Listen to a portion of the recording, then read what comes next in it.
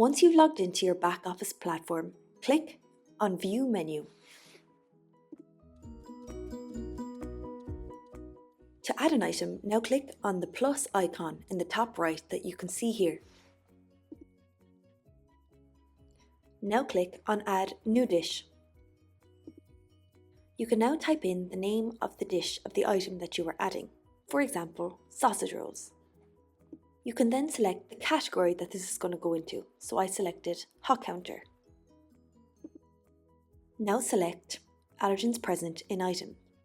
Then select the allergens that you want to choose that are in the item that you are adding.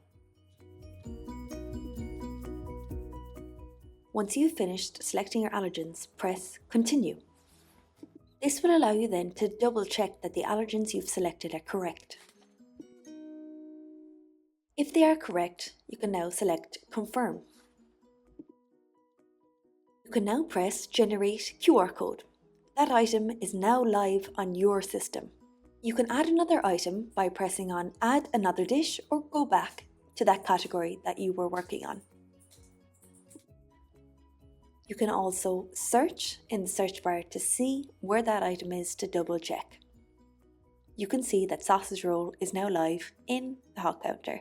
This is the item that I added previously.